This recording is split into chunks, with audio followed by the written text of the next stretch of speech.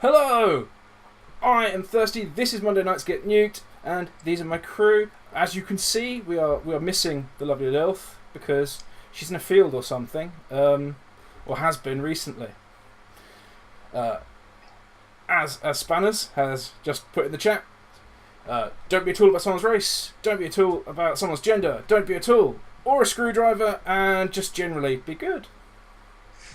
So, before we do anything else, who are you people and who are you playing tonight?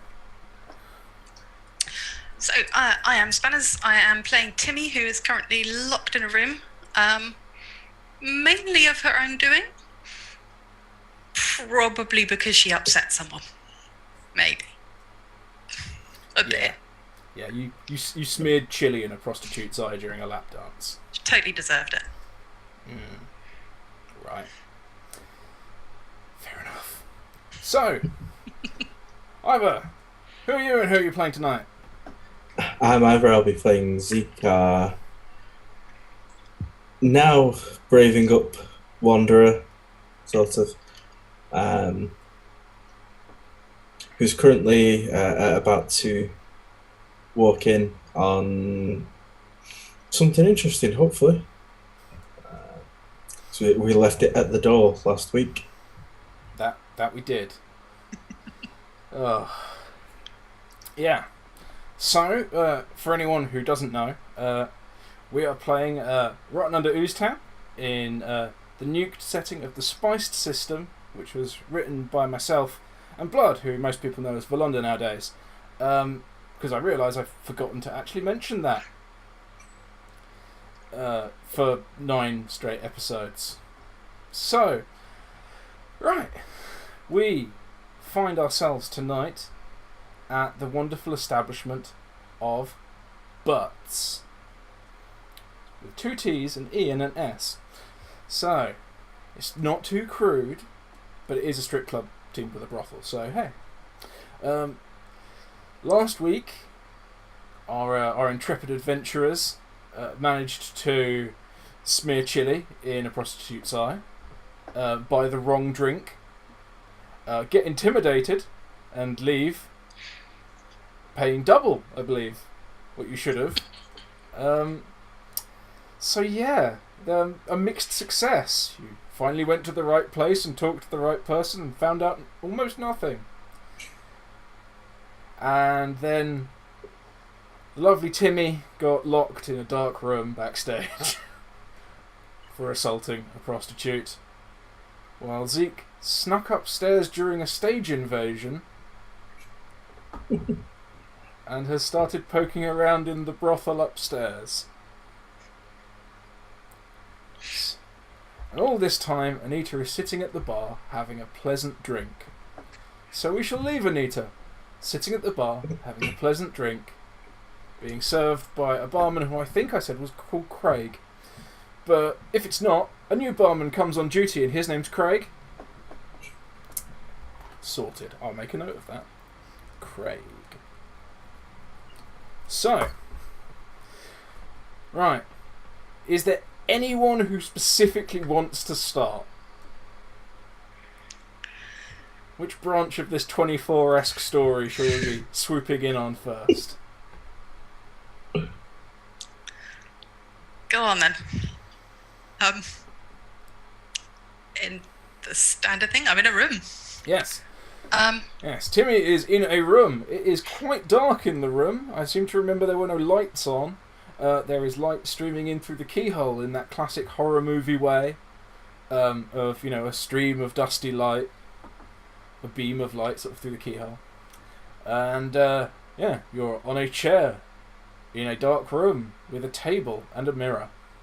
Okay. Did they take my coat? What? So I still have my coat. Yes. Yeah, they just dragged you in there and locked the door. In there. Okay. In which case, what I'd like to do is I'm going to try and pick the lock because I still have my rather hefty needles for mending nets. Okay. Does Timi know how to pick locks? No, but she's going to give it a go. Okay. How are you going to approach this then? What are you going to attempt to use to argue this one?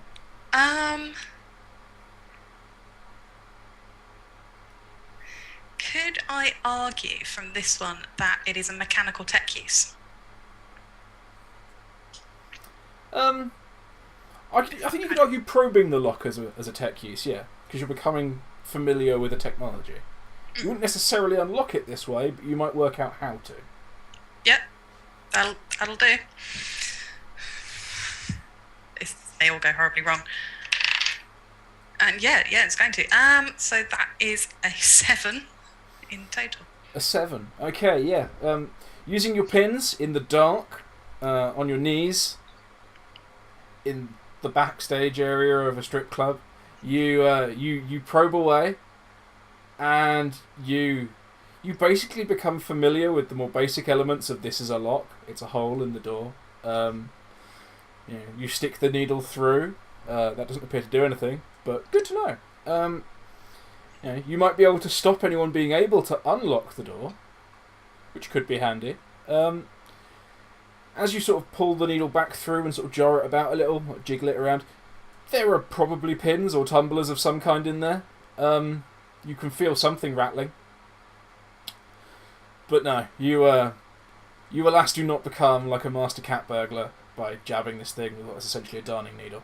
But yeah, you've become slightly more familiar with the internal mechanism of this lock. You could definitely stop someone coming in here and hurting you. Okay. Useful to know.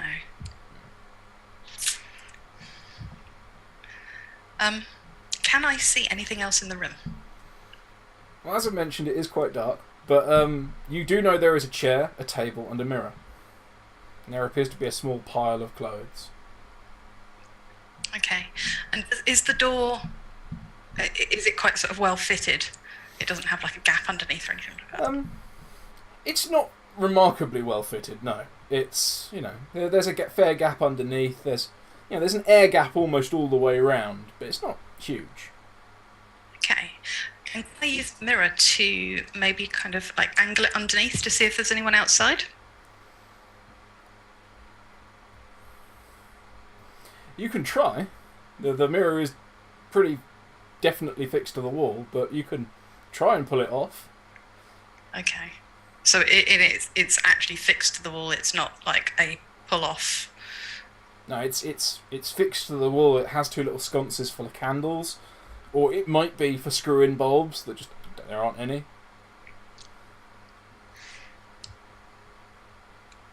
Could I remove them? Those little candle holder things. Yeah, you can try. Yeah. How do you want to do this? Do you want to, do you want to brace one foot against the mirror and pull very hard? Yeah, we're going to go full Timi style, and it's going to be strength and brute force and ignorance. Okay. Yeah. Does Timi have any gear of any kind that could help her with this? No. Even if it's just shit you could reasonably argue her to own. Well, she still has string. Or twine.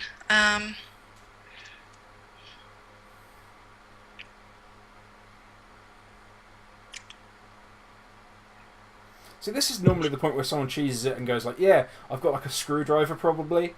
Like maybe a spanner. Probably got a hammer somewhere. Except she didn't. Like a little toolkit. She did have a lot of nails though. Yeah, and they were big nails. Yeah. So potentially what she could do is maybe like use one as a screwdriver, and use the head of the nail, because they were big nails. They went through someone's throat. Well, yeah, you have 9-inch nails, but like, whether that's gonna. Well, let's put it this way: if you have a 9-inch nail that we're going to argue you can possibly reload into the clip of your gun, it's probably not going to be made of soft enough metal to crush into a screwdriver. And if it is, it's going to be a bastard to hold. You would have to make a serious handle for it. Yeah. No, we're going to go brute force and ignorance. I'm going to try and rip them off the wall. Okay. How are you doing this? 1 foot braced on the wall, 2 hands on either side, and then possibly, so either one, both hands. This could go horribly wrong. And then as she falls back, she's going to stick the other foot in the wall. All right. Okay. Go for it. It's a 15.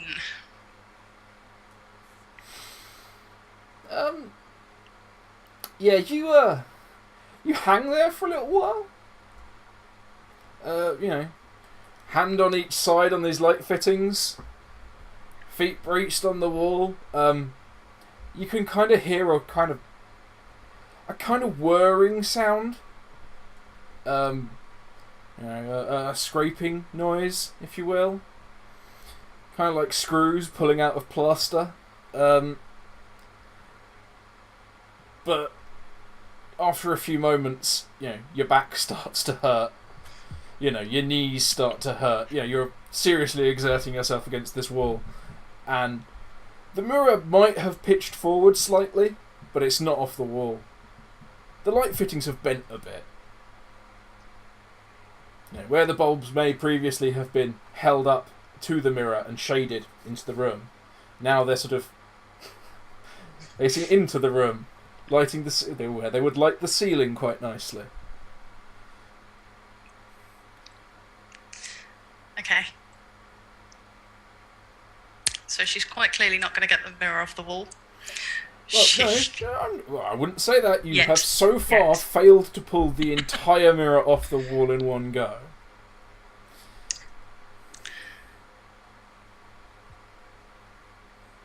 Okay. Obviously, she doesn't want people coming into the room. Certainly not the people that put her in there. So they know she's in here. They know she's upset. So she's going to make it quite clear that she's upset. She can't get her off the wall, so she's going to lob the chair at it. Okay. And we will leave you there with a chair hanging in the air. Right.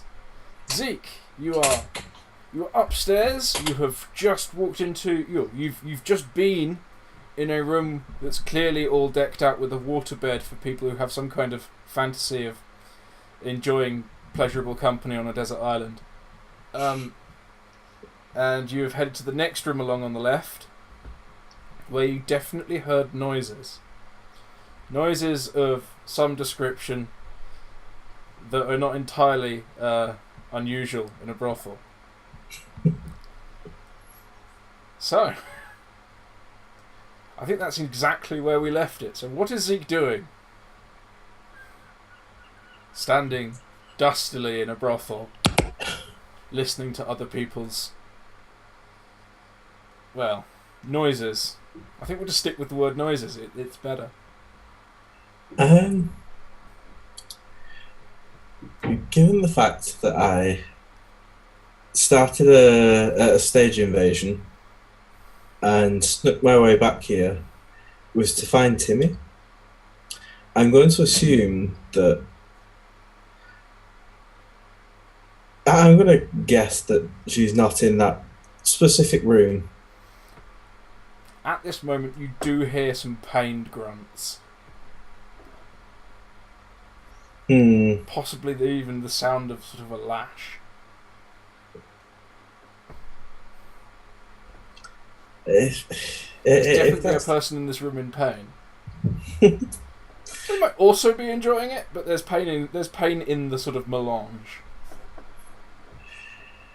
I don't know if that shakes your surety any at all, but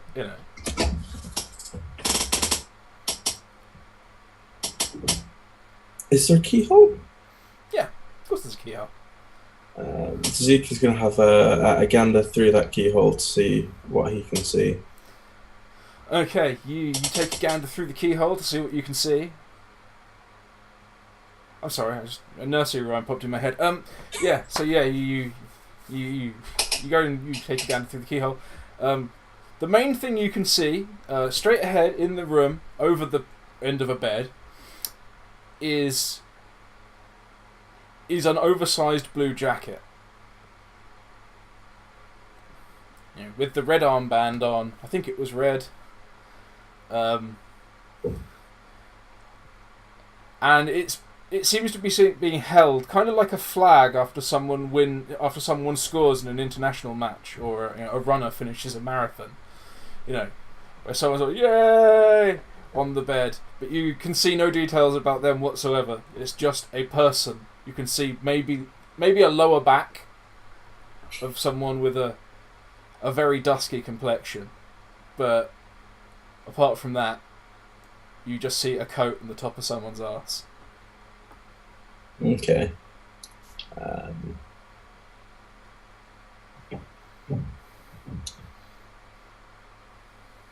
We've seen Blue Jackets go in and out of this place anyway, so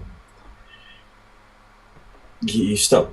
You come in for whatever reason. There's a good chance that you're going to stop and try out the goods. While you're doing this, do you want to take a perception and see what else you can notice?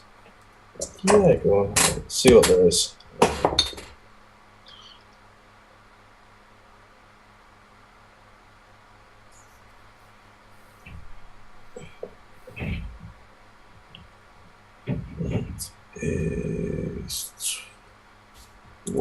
My dirty 11. Dirty 11. You notice that the A on the jacket is a really, really low grade cloth. Whoever's jacket this is, they clearly don't rank very highly. They couldn't even bully someone into making them a decent insignia. Okay. Some of the high-ranking people you've seen, if you may remember, have actual metal plates riveted onto their armbands. High-quality leathers and things. We've got Kurt's that is like a metal plate. So you also saw a guy who had it written on with chalk. So yeah, not the lowest, but not great. So that I think if I see that Zeke will put together, that this probably isn't who they need to interrupt, and carry on quietly down the hallway. Fair enough. So yeah, you're going to continue around, because I believe I said there are only 2 doors on this stretch of corridor. So yeah. Okay, so yeah, you're trying to work out which way round you'd have to be now. Yeah, so you'd have to walk around to the left, and there's another door, well, just one, in this stretch of corridor. But this corridor clearly goes all the way round the building. Okay. Again, if there's an unblocked keyhole, it will be a case of indulging Zeke's voyeurism. And okay, you come across this door. It doesn't have a name on the door. It doesn't seem as impressive as the other doors you've seen either. The others were big, big, well-made doors. Clearly designed for at least as much for impressing the customers as for the functionality of keeping people out. But this door is just sort of made of bullshit, basically. It's plyboard. Reinforced with bits of other crap they just sort of nailed to it. It's been painted black in this particularly shady length of corridor, so people don't look at it. Okay.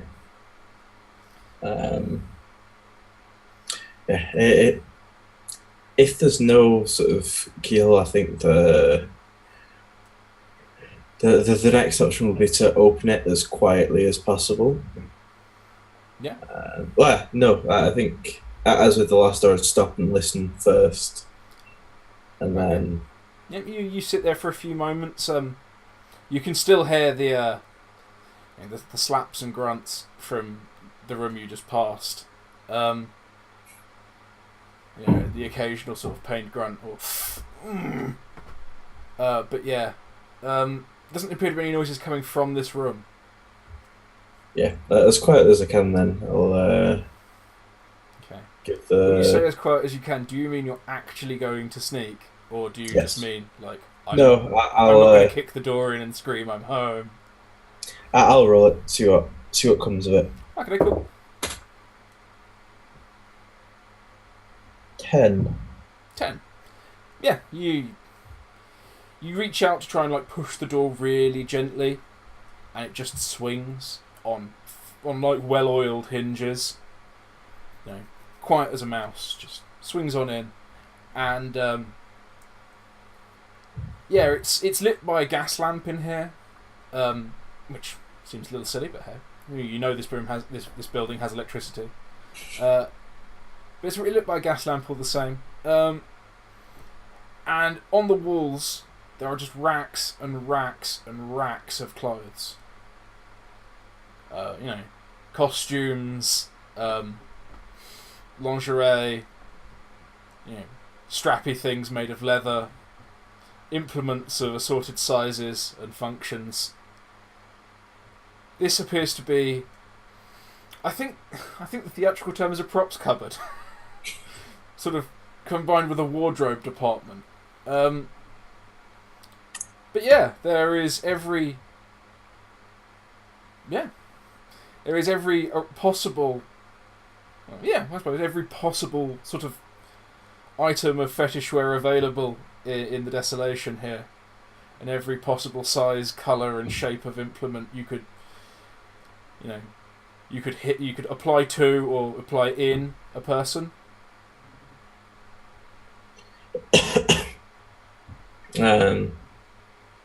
There's no one in here currently, so. Well, you don't necessarily know that. You just know there's a lot of stuff here. Okay. All you've seen is stuff. But this room goes back a long way. It's not very wide, but you could reasonably assume that it goes the entire length of the building.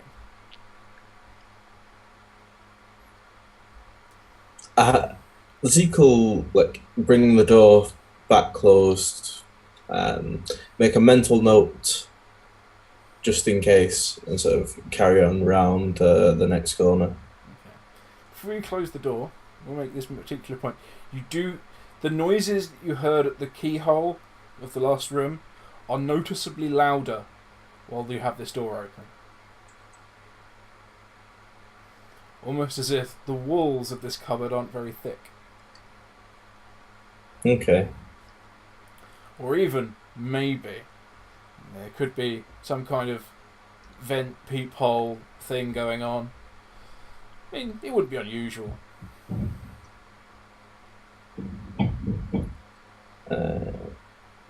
Too many distractions right now. Zeke is on a mission. Because presently, knowing the type of people... Well, we don't know the type of people that we're dealing with because we captured one and tortured him in strange ways without really speaking to him prior to that. Yeah. Yeah. As I recall, you shot him in the face for mentioning your hat. Mm-hmm. So for all we know, it could have been perfectly reasonable once sober, but hey ho. Yeah. Yeah. Yes. But you may legitimately be in a situation where the bad guys you're actively hunting are nicer than you. But we will go with these savage barbarians being uncouth enough to torture prisoners. So therefore, I need to find Timi as urgently as possible, whilst remaining undetected. Okay. So, what do you do? I'll head round the corner and see what's there. I assume it's... If I've gone down 2 corners, it'll be another set of stairs down, I think. Or I hope. Yeah, so you continue to head along, and there's another left turn, because it's roughly square. This building, roughly square. And yeah, there are 2 more doors, and there are stairs at the end of this corridor going up. Okay.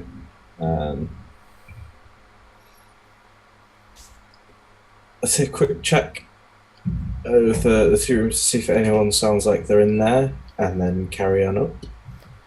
Okay. The first room, you assume you're going to peek through the keyhole again. Mm-hmm. Give me a perception.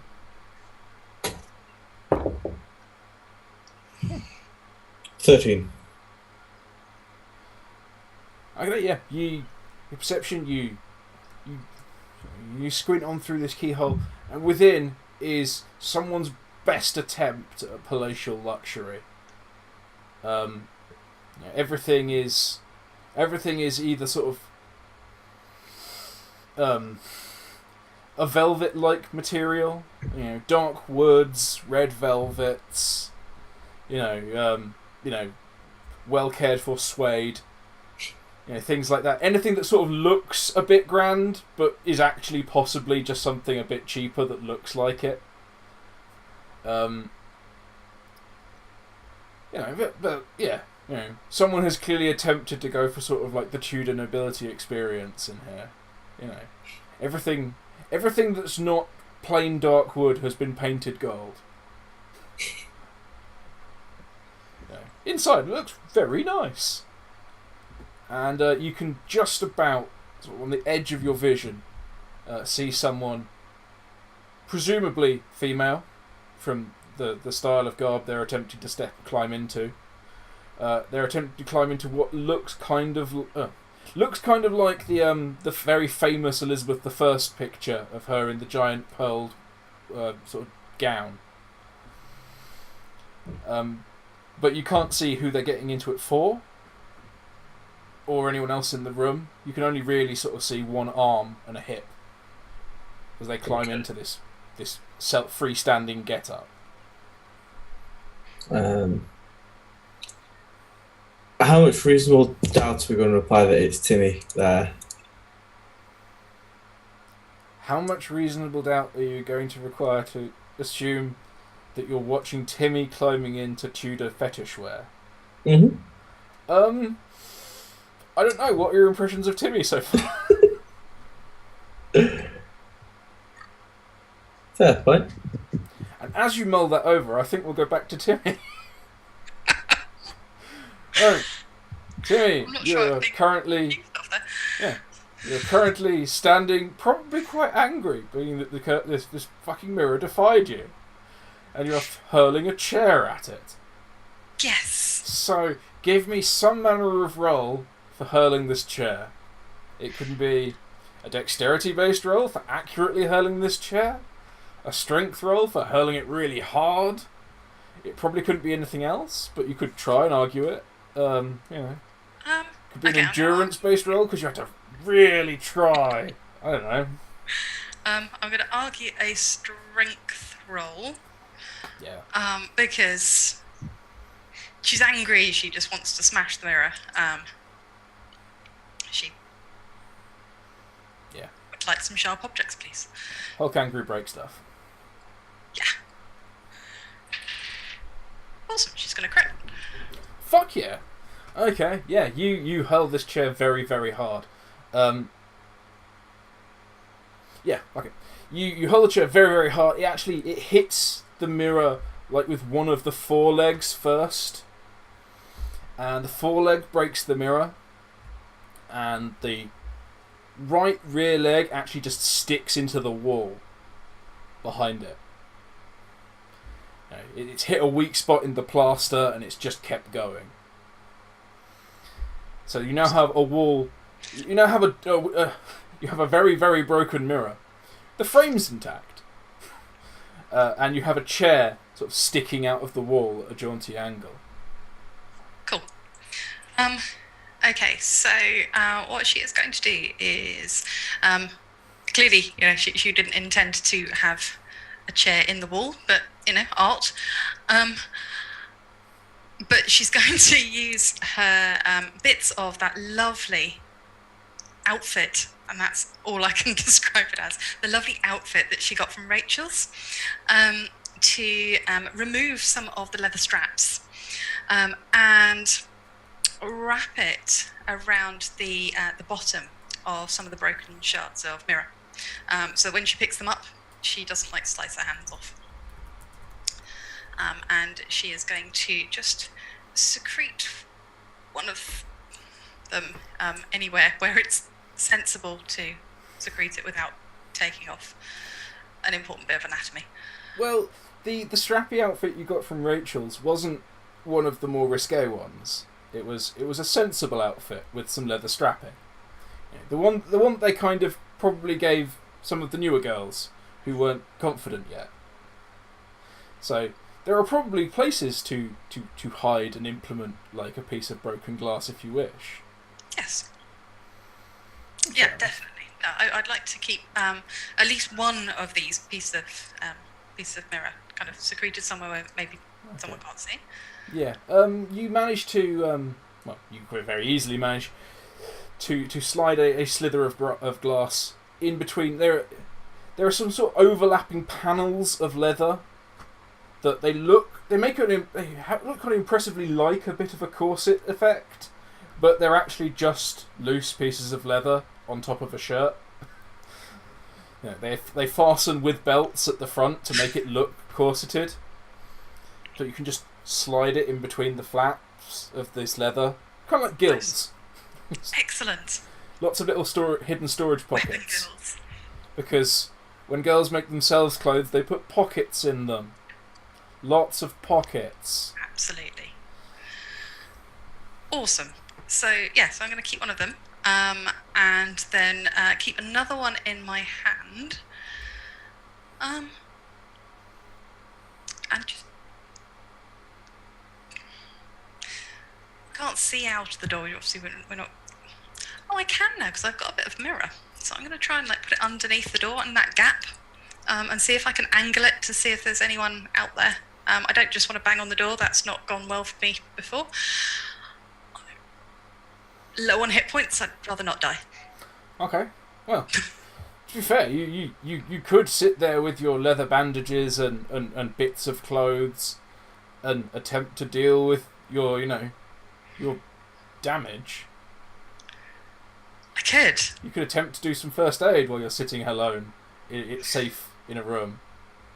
Yes. Having armed yourself. I think what I'm going to do, I'm going to check to see if anyone's out there first, and then if it is all clear and there is no one out there, then I'm going to maybe spend some time putting things back together again. Okay. Yeah. So I would say that rigging up a sort of a rudimentary sort of a periscope system with this broken mirror. I could say you could justify that as a tech use if you wanted. Yeah. Go with the tech use. Yeah. It's probably wrong. I know, it's not too bad. That is. Because there probably isn't room to just jam a shard of broken mirror under and angle it round. But there might be enough to angle two pieces of mirror so they're facing each other and stick it under the door. On a piece of on the leather strap, for example. Okay, so that makes it a 15. Yeah, you've done exactly that. You've got a strand of leather strap, and you've put these two pieces of mirror so they face each other, so you can look at one and see what the other's seeing, sort of thing. Cool. Yeah. So with this angled underneath the door, and kind of looking out, do I see anyone? Yeah. Immediately you see. You see someone walking past your door and going to the next room along. Shit, it can't be her. It appears to be the male dancer from earlier who got mobbed by that rather rowdy group of women and taken into that side room. As he passes by, unfortunately you can't hear what he's saying, which is a shame because he was going to say some really funny shit, but oh well. You see him walking past. He looks pretty beleaguered at this point. He looks sweaty. He looks unhappy. He looks richer though. He's clearly carrying a small bag of tack. But yeah, he looks like he's about ready to take a holiday. And he goes a few doors down. To the third door, in fact, and you see the door open and close. Okay, but there's nobody else out there. You don't see anyone else at the moment, no. Okay, in which case, I'm going to just move to the side of the door, just so I can be aware if it does open, and attempt a medic roll. Okay. And 10. What? It was 10 overall. A 10 overall. Okay. We'll forgo the normal healing rules, and I'll say you managed to like bind yourself up with like strips of the whore's clothing over there. You know, you managed to bind yourself up with sex worker gear.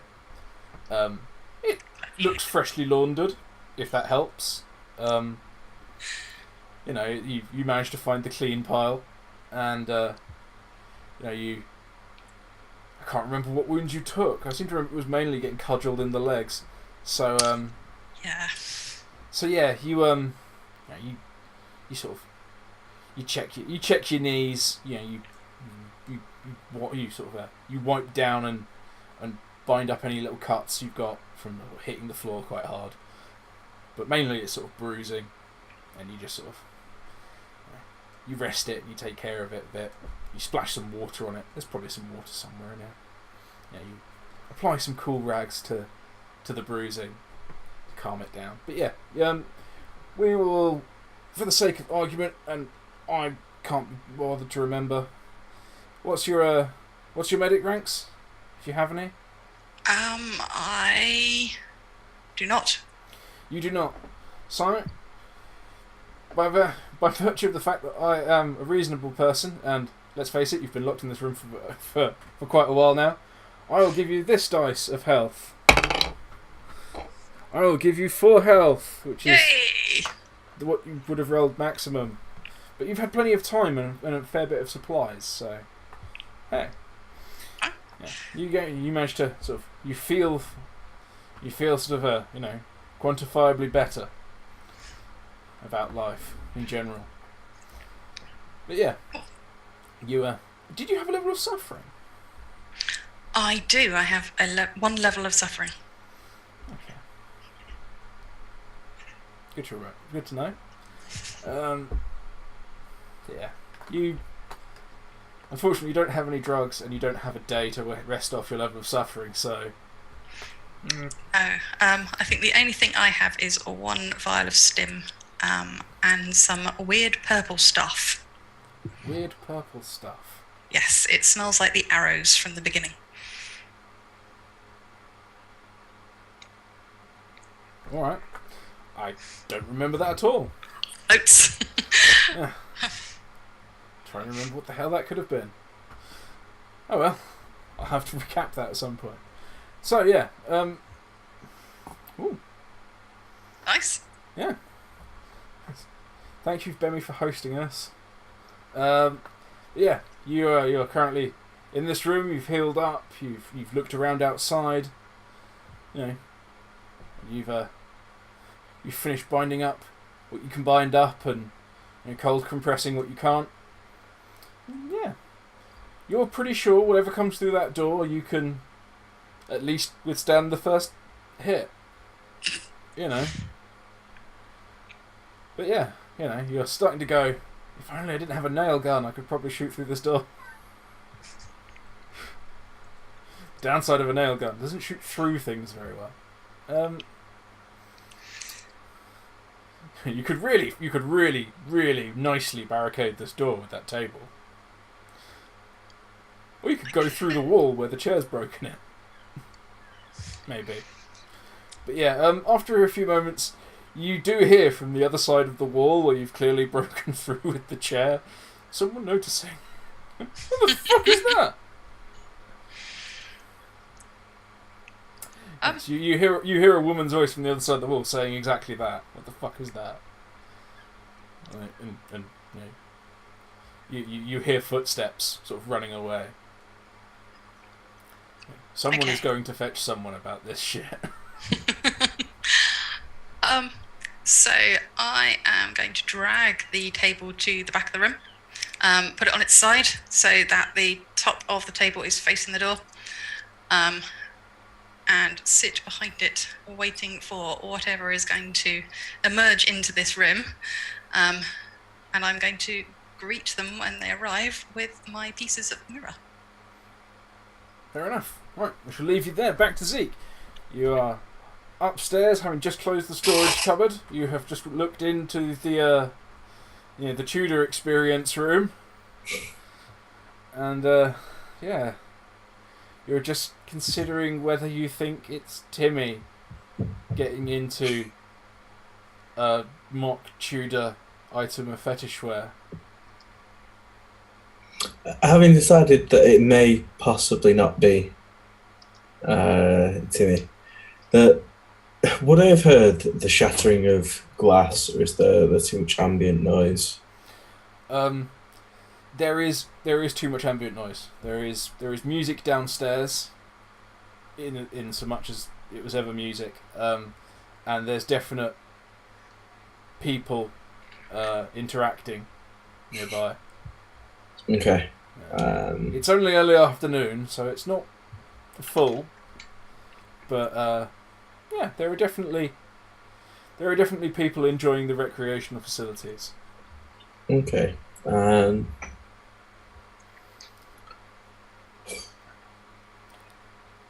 If that's the case, then I will check the next door along and then head upstairs if I don't notice anything of particular interest. Come to the next door. You take a quick glance at the keyhole, but there is a key in it from the inside. You can't hear anything inside as of yet. We're going to work on the assumption that you don't leave a prisoner in a room with the key on the inside of the door. So I'll head on up those stairs. Okay. Yeah. You head on up the stairs, and you are met by a glorious view of Ooze Town.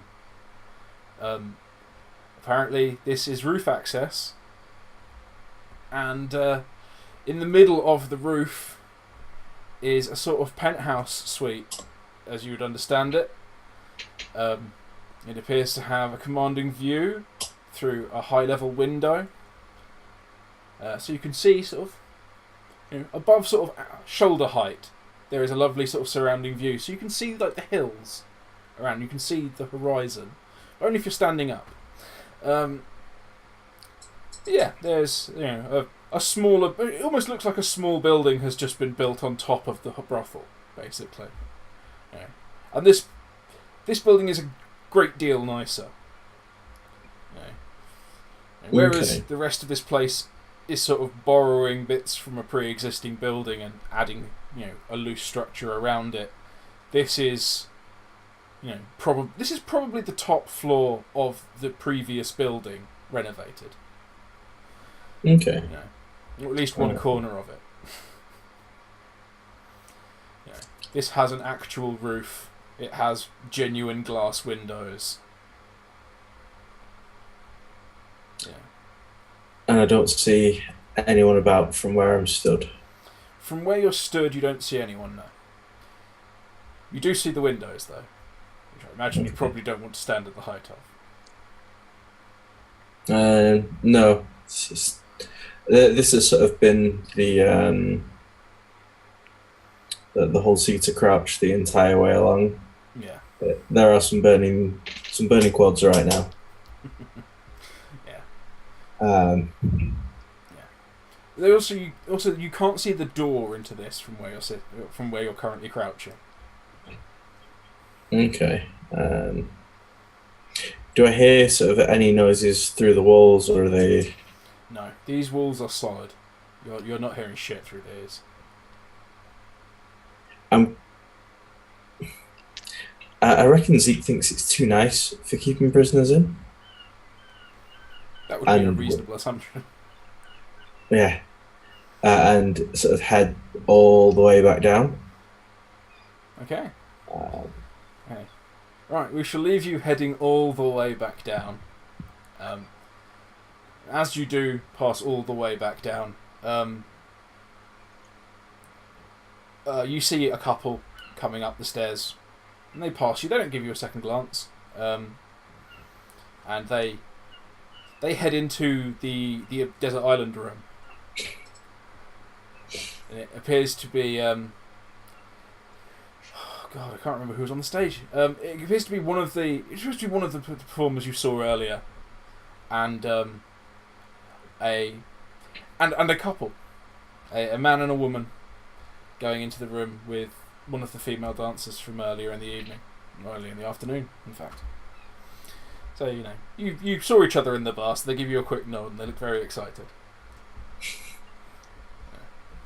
Yeah, I'll give them the nod and head back down the next flight of stairs to try the other hallway. Okay, yeah. Alright, we shall leave you there. Timi. Yeah.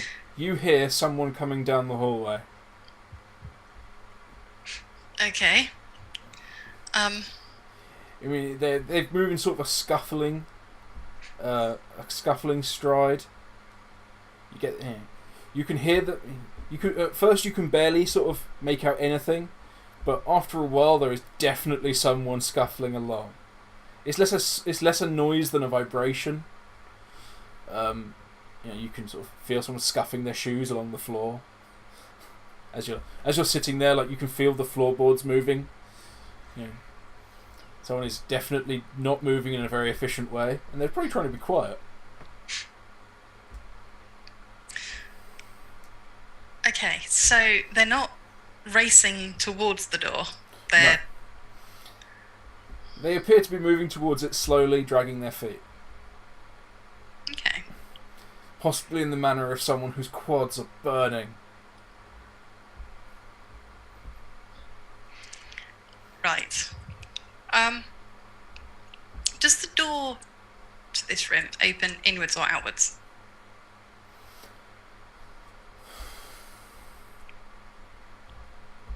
I don't recall. Actually, logic would dictate that it would open inwards. Okay. In which case, I am going to maneuver myself towards the door, but on the side where the door is not opening across, in an attempt not to be squashed, but like flat against the wall, with what I can only assume I've created sort of a shiv, just sort of up here, so that when whatever it is comes through the door, I will be prepared, but not actually going to kill them. Maybe. Yet. Okay, fair enough. Yes. So you're all set up, you've got your shiv in hand, you're waiting for the door, which will swing across sort of to the left as you come in. So yeah, standing there. You've got the table like standing up on like the short edge, so you're literally standing behind it like a door. So they'll come in and go, the table's on its side, and you'll lunge around it. Maybe. I mean, just for the sake of sheer joy, you could stand it just outside of the swing arc of the door and just push it on them and then dart around and stab them. That would be fun as fuck. I could kind of see Lara Croft do that as well, which I kind of see Timi doing the whole like the new era Lara Croft, like stab them brutally with something. Yeah. But yeah, there we are. So you're waiting behind your ambush table. Right, Zeke. You are back downstairs.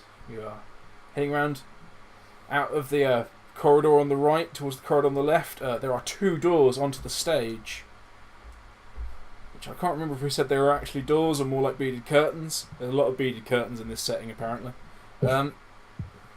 Screw it. Let's say they're curtained apertures. It's not beads this time. It's just black curtains.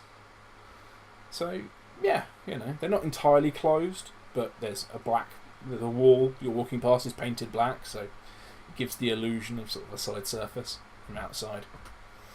But yeah, you are aware, however, that there are a number of large, tough fellows, here policing this area, because you saw Leo dragging Timi in the back, and you saw two other large burly fellows disrupting the riot you started. So, how exactly are you proposing to pass these two doors that have view from the outside in the brightly illuminated stage area without being seen?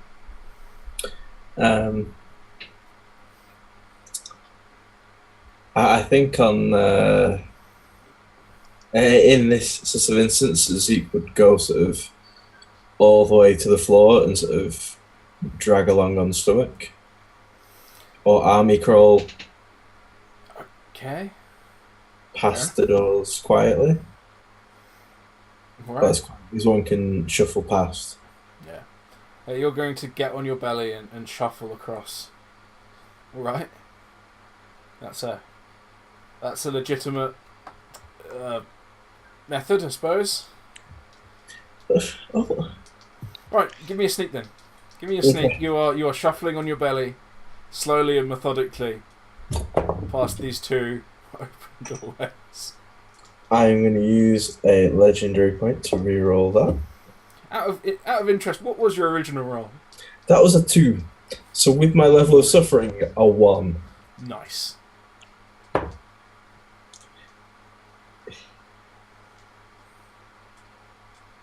That's a 6.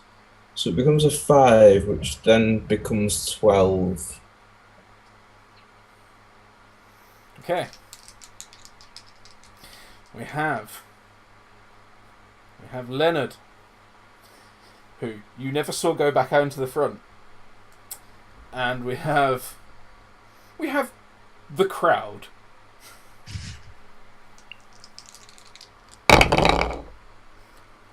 Oh, you're fucked.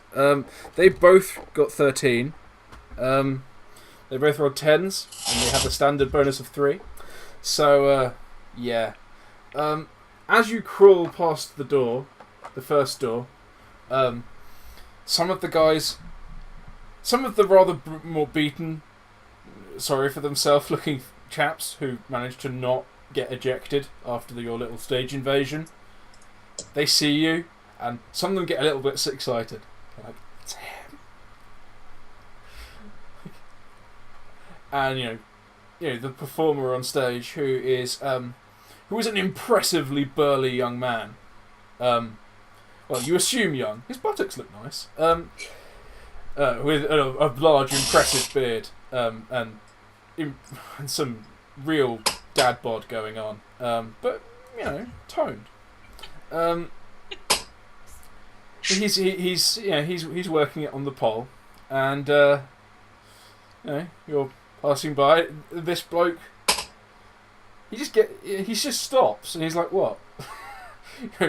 The normal reaction to people on a pole is not thumbs up. He looks a little confused, and he turns around and sees you, and he's not sure what to make of it. Really, and he just goes back to pole dancing.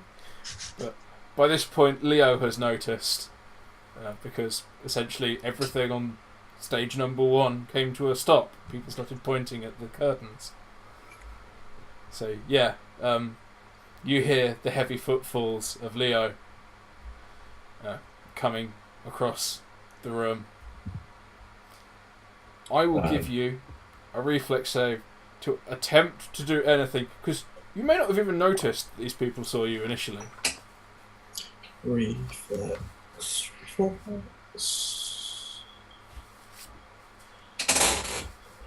It's not too bad, so long as I don't roll badly.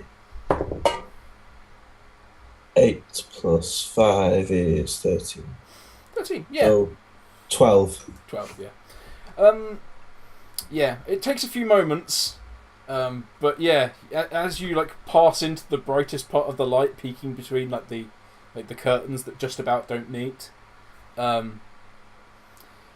you sort of shuffling along, just like, oh fuck, people are like, yeah, it's him. They're doing it quietly, but they are pointing, which doesn't help.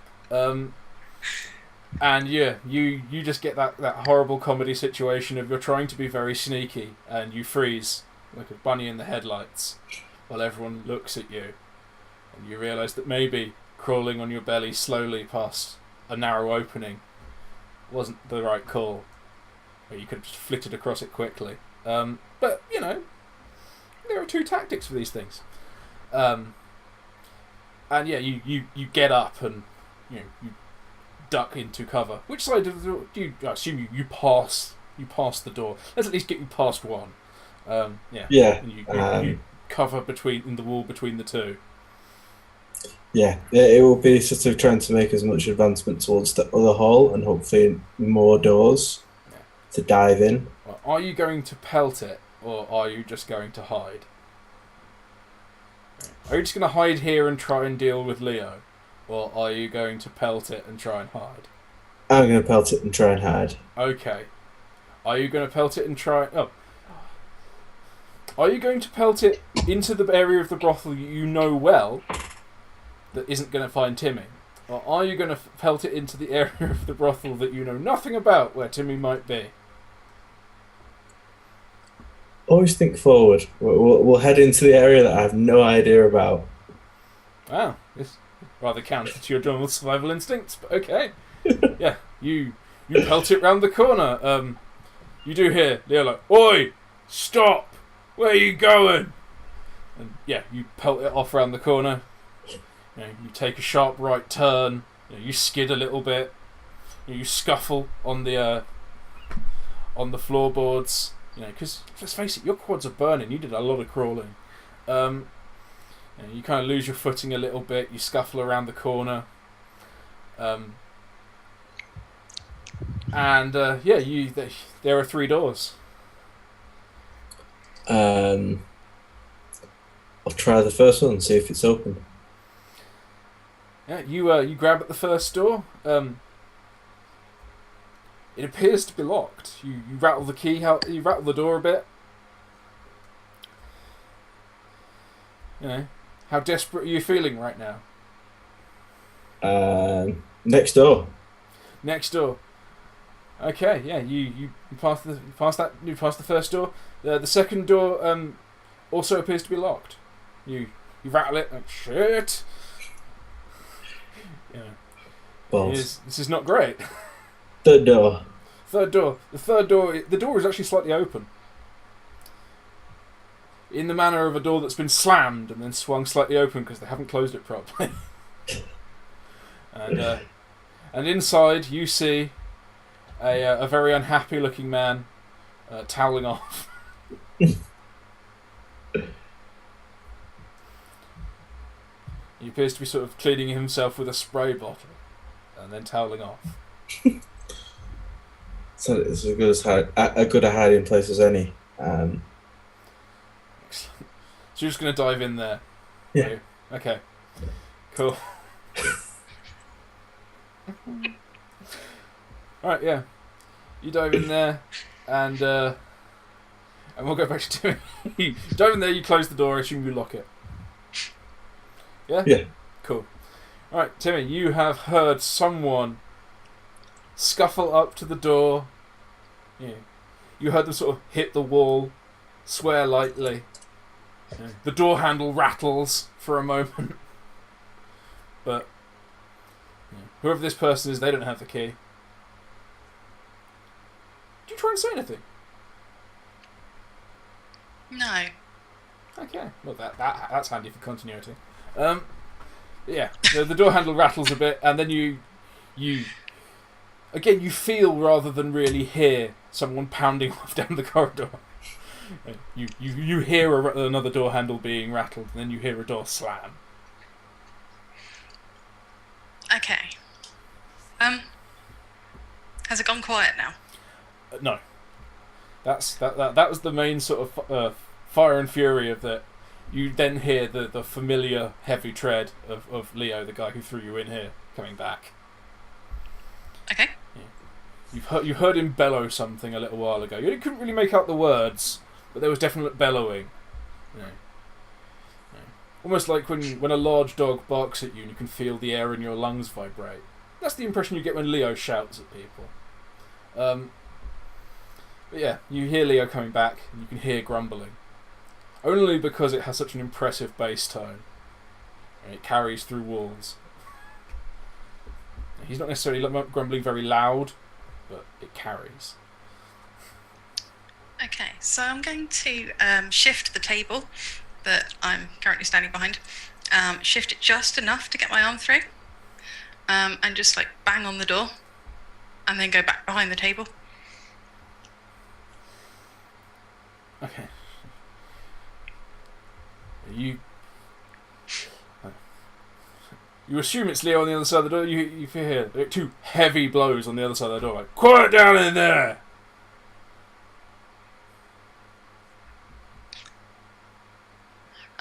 So at this point I'm going to bang on the door again and be like, help, I need you to help me.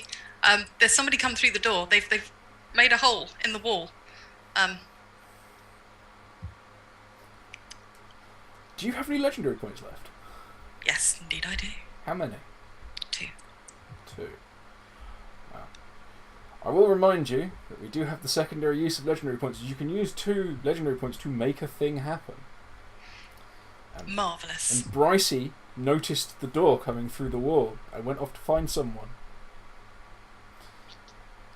You could spend your 2 legendary points to make her come and find Leonard at this very moment.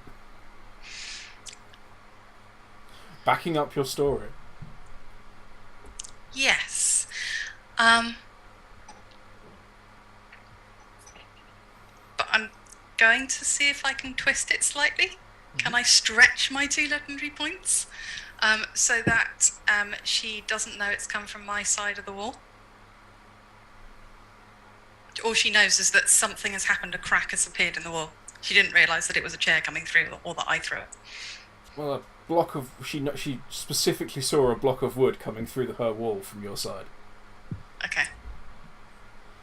Nah, that'll do. That'll do. Yeah? Yeah. Okay, then. Yeah. So at this point, you burn all your legendary points, and Brycey runs. You hear Brycey running up because you saw Brycey earlier. She's like, Leo, someone's come through the goddamn walls. There's something through the wall in my dressing room. Do you think it's one of the punters? It's like, I heard they were making trouble earlier. At this point, Leo, you hear Leo like, oh shit. You hear him jangling with some keys. Like, he tells Bryce, go upstairs and wait for us to come and find you. You know where to go. And you hear, once again, a young teen's bare feet slap off down the corridor. Poor Brycey. She's had a hard day. Yeah. Mainly it's because maybe I just don't like the name Brycey. I don't know. But yeah, you hear Leo jangling with keys, and yeah, he unlocks the door, and he comes in. He comes in shoulder first. Has he stepped in the room? Yes. Brilliant. He's going to come in shoulder first. He's unlocking the door and just elbowing through. Okay. Sort of thing. So I still have my table up. Yep. Which is slightly shifted. And the minute he steps through the door, I am going to drop to the floor, put my arm through the gap between the door and my table, and sink my piece of jagged glass into the back of his calf. Okay, give me an RCC. You're attempting to do something quite intricate as well. Indeed. So this might be difficult. Right, so 1 on CC, which is going to be a 16. Yeah, you managed to get the glass in the back of his leg. It might not necessarily be where you wanted it, but it's in the back of his leg. Marvellous. And then now it's actually made contact with the back of his leg, I would like to use my torture skill to twist it.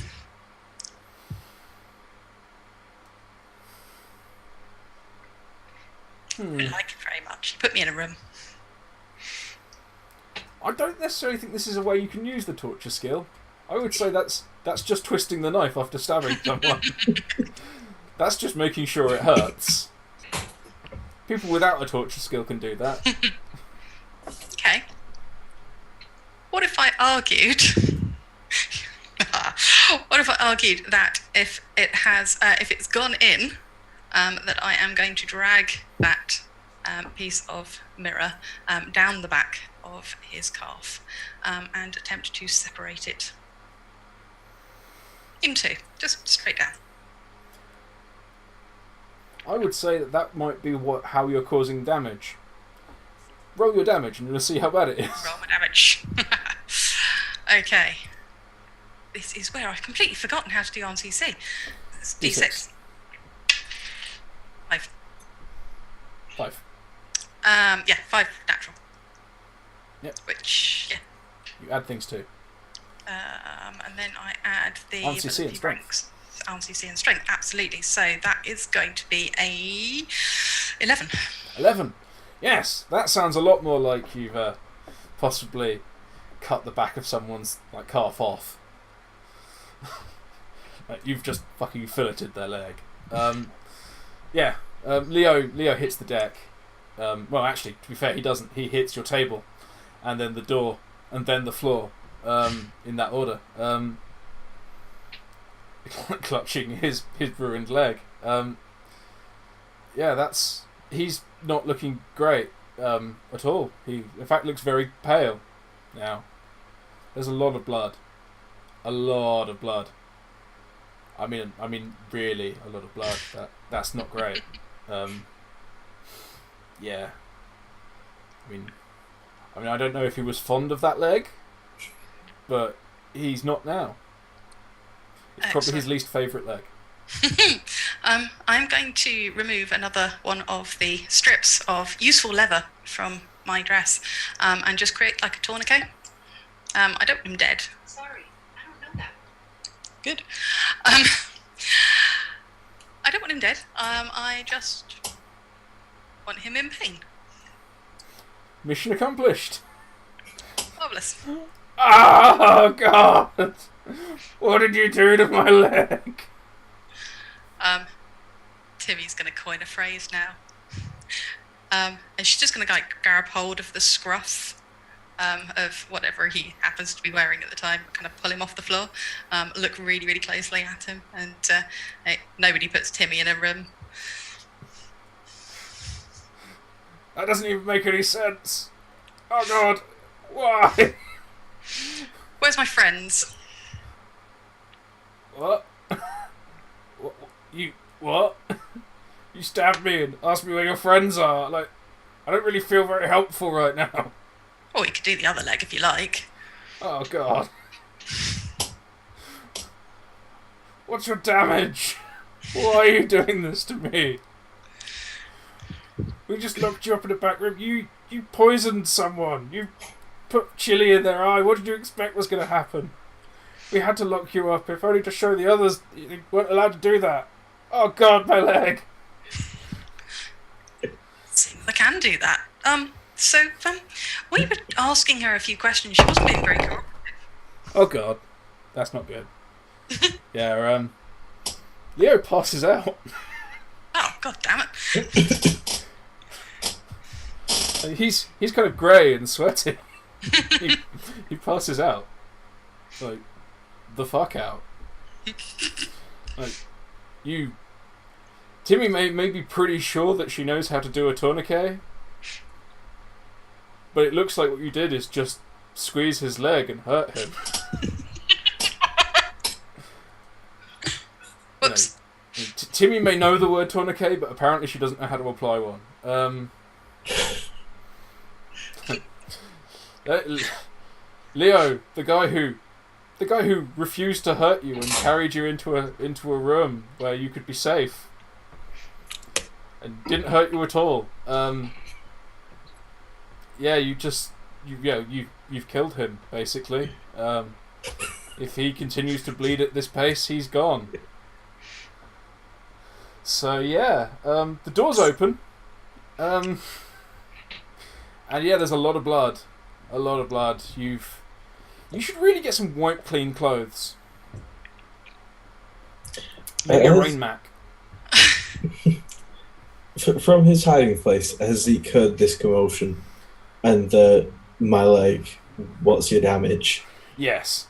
You've definitely heard, like, you know, you filthy salty bitch. Like, what the fuck have you done to my leg? Oh god. Yeah. What is this? Broken glass? Why? You know, it's a dark room. Timi didn't make out everything he said. Okay. At this point, having heard all that go down, I'll look at the chap who's sort of giving himself a spray down. In fact, you slammed the door of his. Slammed the door of his dressing room. You trespassed in his dressing room, slammed the door, and locked yourself in with him. He is no longer washing himself calmly. I'll sort of give him a nod and go, "Sorry about that, pal. Wrong room," and then unlock the door and leave. You hear a sigh. He's just like, "Oh, fuck for that. Oh, that would really not have topped off my evening very well." Yeah. Oh. And the door slams behind you. You hear it lock again. Yeah. Well, head down in the direction that you heard the screaming from. The cries of pain from, and seeing Timi once again in what is apparently her natural state, covered in blood. Yeah. As you come to the door, the first thing you notice is blood. Lots and lots of blood. There is blood and an upended table. Then you notice Timi. Door covered in blood, table covered in blood, floor covered in blood, blood-soaked person. Oh, and Timi. Thought the noise would have been you. Are you going to do anything for Leonard? He's laying there, like he has like a thin leather belt, like strap tied around his right leg, which is still pumping out blood, kind of fitfully, weakly, feebly now.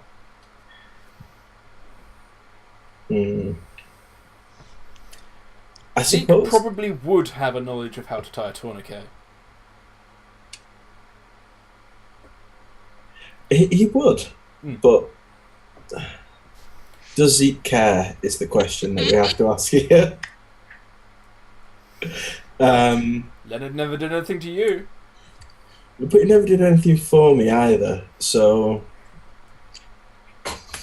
It's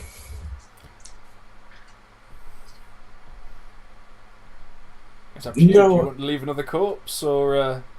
Well, I'll take great pains to walk around the blood puddle so as not to leave tracks of where we're going.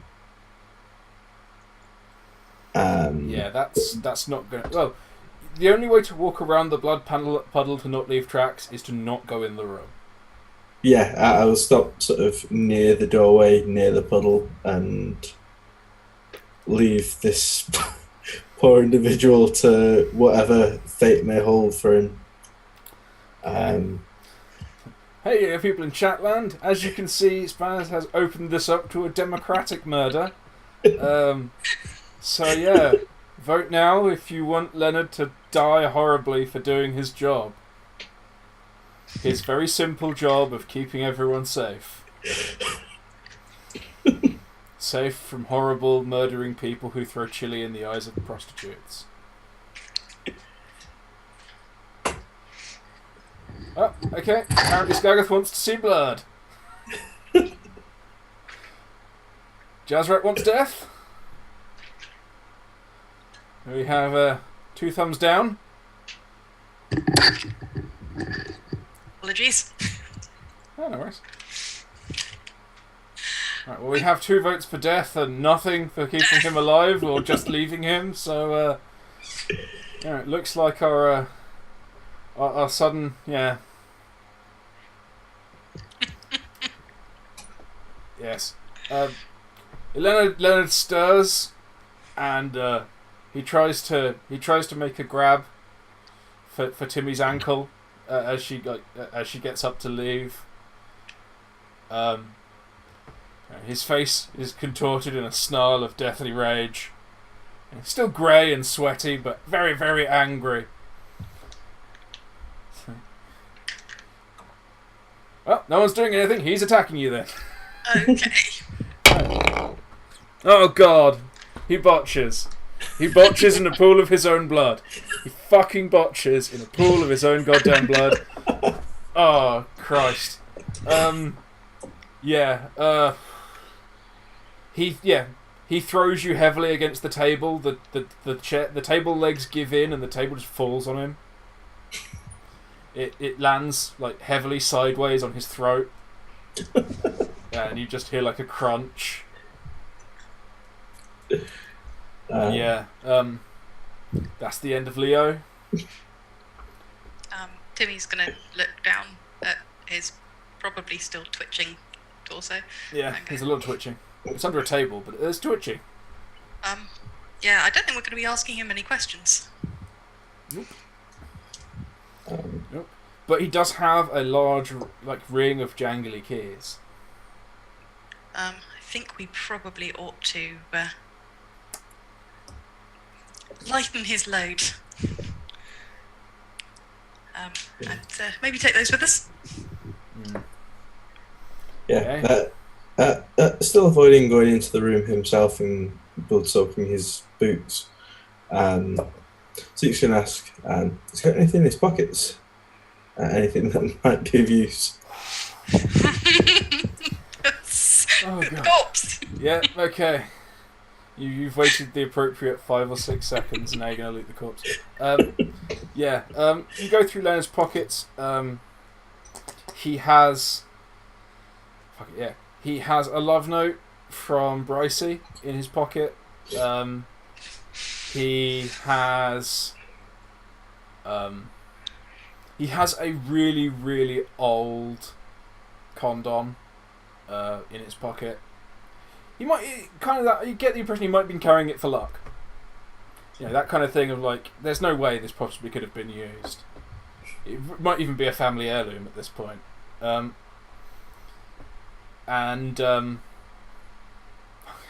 You find wrapped in paper a half-eaten fish kebab, like you ordered at the stand outside.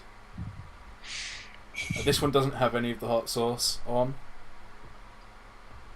And you find a small foil wrap of powder.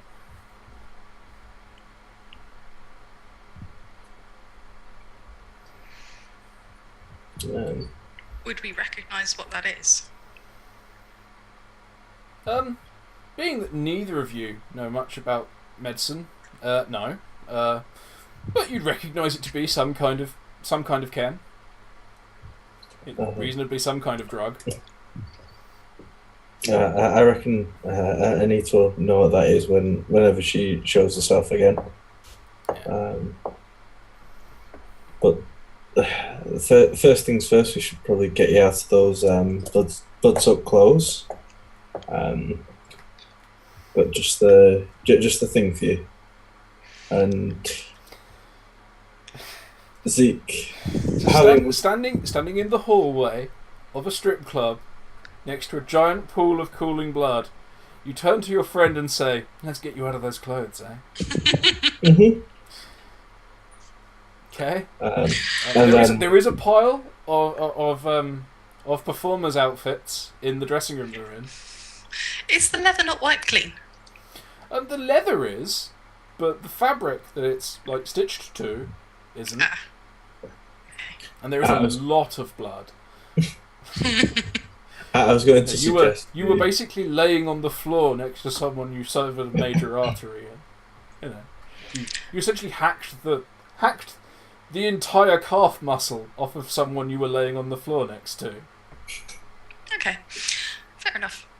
I was going to suggest we head up to the costume room that I found before the wardrobe. Yes. And you would have to pass the two curtains that don't close all the way and are brightly lit to get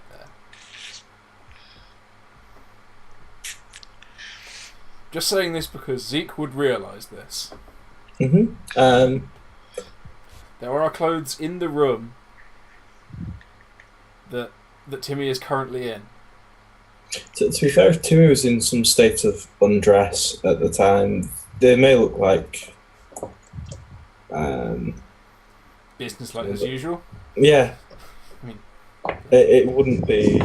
You're in a combination strip club brothel. Yeah. A naked man did just walk past this very door a moment ago. Fair enough. But there are clothes in the room you're in. There are. I am throwing that possibility out. These clothes that are in the room that we're in.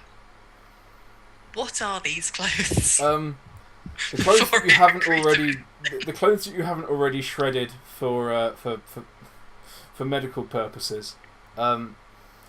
Most of them are sort of costumey things. Like one is a large yellow raincoat in the style of like a fisherman. But there are no trousers to it, and it stops at like the top of the hip. And it doesn't appear to be made of anything waterproof. It's just like a yellow rain mac for show, because apparently that's someone's kink somewhere. There are an array of sort of very small shorts and high socks and things like that. But yeah, there are clothes. I mean, they tend towards sort of the small and summery. But at a push, you could put on a number of them and be covered. Okay. You would just look like the most deranged Harley Quinn like cosplay ever. So we have a interesting Mac. Anything below the waist? Yeah, I'd say that there are sort of like short shorts and like long stockings and things, and there are, if you put all of it on, you would essentially be in a tube top, some jeans cut off, some long stockings, and a coat. I mean, horribly mismatched. If you went outside, people would think you looked mad, but for walking from here to a room with more clothes. Yeah. Considering that we're going to go to a room with more clothes, I think she's going to throw on a pair of the shorts, and the rain mac. Okay. Are you going to discard the Rachel's outfit, or are you going to keep it with you? I think the Rachel's outfit is going to be left somewhere in the corner of the room, but maybe put underneath other clothes. So it just looks like it's sort of part of the pile. Yes. Pay no attention, I'm not making a note of this. So yes, you abandon the Rachel's outfit that is quite transparently from Rachel's in this room where there's been a murder. But it's from Rachel's. And you slip out into the corridor. You manage to... I would say you managed to jump off of Leonard's cooling corpse and hop over the pool of blood.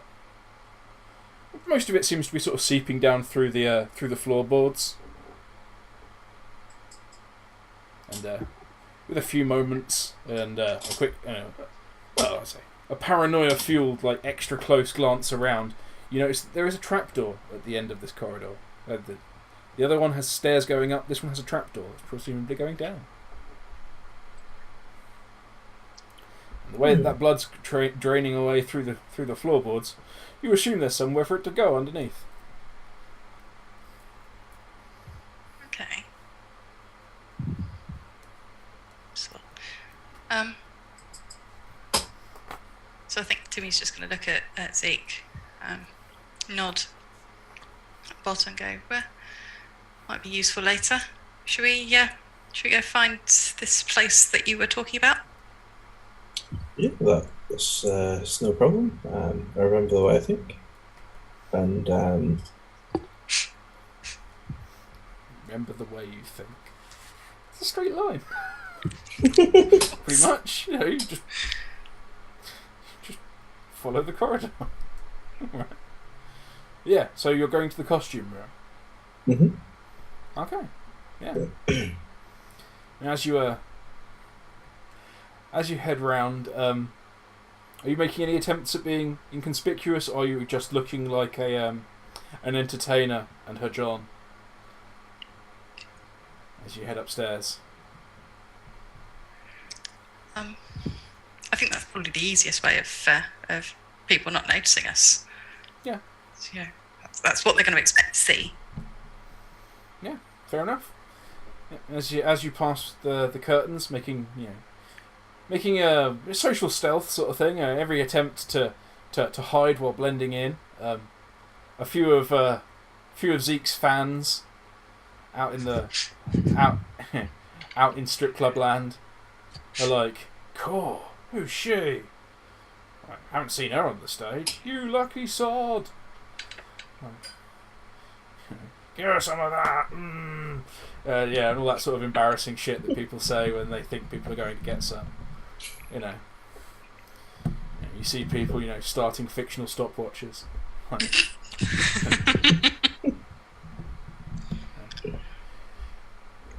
But yeah, things like that. And, you draw some attention, but the people up front are like, Leonard's back there, he's handling stuff. It'll be fine.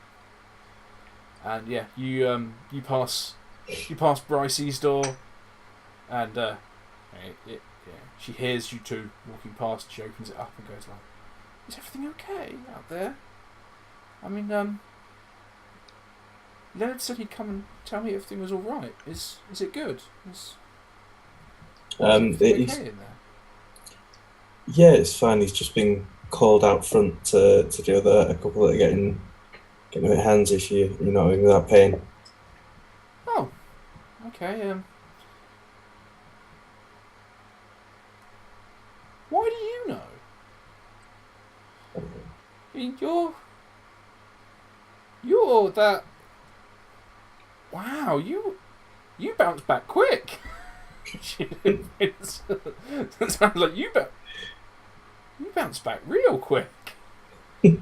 Well, yeah. Clearly, what Jasmine said about you isn't true at all. And yeah, she closes her door again. She seems placated, a little confused as to why you know the name and whereabouts of the security guy. But fair enough. Not the person who looked like someone she might work with. She's not been there long. She might not have met everyone. But yeah, you continue to head up. And you pass the doors. You pass the desert. You pass the desert island room. There is a lot of sloshing going on in there. A lot of sloshing. It's a little uncomfortable. You pass the second room, and they're still slapping and grunting and noises of all kinds, but they're clearly running out of steam.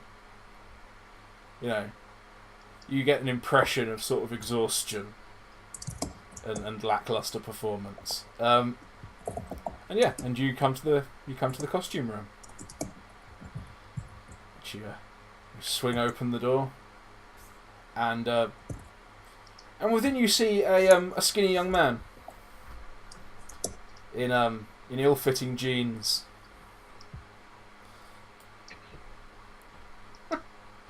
You see a skinny little man in sort of ill-fitting jeans and a black t-shirt, in the universal uniform of backstage crew.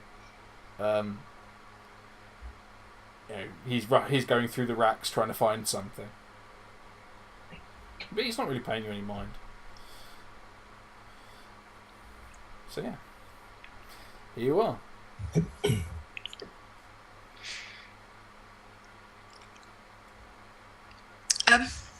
Okay, so we're in this room. Is there something slightly less obvious that it came from a brothel? Everything in here there is a great variety of things in here, but all of it is built to purpose. Fine. In which it's case, sort of like extra long flies that go sort of front to back all the way. There are unisex outfits that are a little more sensible, but to be fair, most of these things are probably unisex if you try hard enough. A lot of those sort of boundaries have dissolved since the world died in nuclear fire. But yeah, you can probably find a decent workable outfit. I mean, people will probably be pissed off that you're stealing it, but hey. We just killed one of their staff, so I think taking a dress is going to be like the worst. Yeah. It's going to be the worst You thing. didn't even close the door. No. You could have closed the door and locked it. No one would have known. No. Well, actually, the blood puddle was spreading out to the corridor, but at least we knew his name. Yeah. Post-mortem we did. You knew his name because someone else talked to him. You acquired his name because Brycey talked to him and addressed him by name. Oops. You still didn't ask him. Yeah. So, is there anything in here that could be easily cleaned or wipe clean? Yes. Excellent. Yes. Timi is going to wear that. Most of this stuff is wiped clean. Marvellous. Yeah. You come across... an outfit that large parts of it seem to be made of PVC. Other parts are made from sort of more freshly tanned leather, because PVC isn't something you can replace nowadays. Leather is on animals that are running around friskily copulating, so you can you can generate more of that shit. So yeah, there is something that's quite clearly at some point been a dominatrix's outfit, and they've sort of unpicked stitching to remove extra belts from it, so it's just sort of a black outfit now. It's sort of a unisex black leather shirt with a zip. Fair enough. A pair of black PVC trousers with a belt. Okay. At some point, this had a great deal more straps on it. You can see where the stitching has been unpicked. But, PVC shirt and trousers. No, the shirt's made of leather. The top's made of leather. It's a leather, sort of a jacket. It's a tight-fitting jacket, so it's more like a shirt. Yeah, and after a few moments rummaging, you find an old army surplus jacket that you can throw over the top and affect more of a sort of a Breakfast Club sort of vibe. And Timmy's also going to look for a hat. Okay, yeah.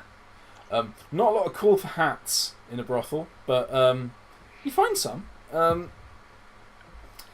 There are an array of sort of like floppy boonie hats that maybe just people have left there over the years. There is one really crisp looking like gangster hat. I can't remember what the fucking word for it is now. A black fedora with like a white silk band on it. Or it may have been a silk band. It looks like a silk band. It's something shiny. Again, the fedora appears to be made of leather. It's probably Erica's work. It looks nice. Once again, it is a white, clean garment in this white, clean world. Marvellous. That seems to suit me perfectly. Yeah. And you even managed to find a pair of boots. These boots are knee-high, and they appear to have one point have had a big heel, but it's been shaved down to a more manageable length, and the toe has been straightened to make it more of a flat shoe with a sort of a Cuban heel. Because apparently stiletto heels are hard to replace. So, Who knew? these people have gone, gone to the local leather worker and retooled the shoe into something they can use. The overall impression is still very Matrixy, but it's livable. Clean. Yeah. And possibly going to last a little bit longer than every other outfit that she's managed to have so far. Yeah. As long as you can, source a large bottle of water, possibly you can see if you can nick one of those spray bottles that Zeke saw downstairs. You can just Windoline yourself afterwards. See, that's something for you to snag on the way out. You assemble this, and meanwhile this backstage guy is just looking at you like, that doesn't. What are you doing? You can't just mix and match like that. I mean, these are laid out in outfits. Well, yeah, but you've got to put something on before you can take something off, haven't you? These are laid out as out. I don't think you lot out the front understand how much work I do. Well, look, it's leather, and it's leather. It goes. But just get out of here. I can't be dealing with this. And Timi is going to walk out the door. But as she leaves, she's going to give this guy a wink and just kind of lightly tap him on the bum. Don't think you can get out of this like that. Yeah. So Zeke, what are you doing? You are standing here in a costume as Paradise. You maybe switch out your large jacket to something waterproof? No, this jacket has seen many road miles. True. This, other than the soaking it's received recently, this jacket has seen heavy storms and survived. So Zeke will carry on with the old faithful. Okay. There is, however, a rather nice boonie hat that you could probably wear. I mean, I don't want to. We don't want to, impugn the honour of Herbert the hat, but he's not waterproof. These waxed boonie hats might be. We might. Zeke will place Herbert in a pocket that isn't Jerry's.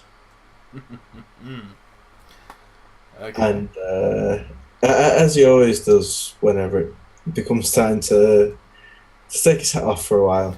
What's his hair like? Because you wear Herbert a lot. And you've been running around and dunked in a river and all sorts. Oh no, Zeke is, other than sort of a scruffy greying black beard, Zeke is bald. Okay. Fair enough. Now wearing Herbert when it's so hot makes more sense. Yeah. It's not particularly to keep warm, it's just to keep the sun off. Yeah. Fair enough. But yeah. So yeah, you have gained a nice waxed cotton boonie hat.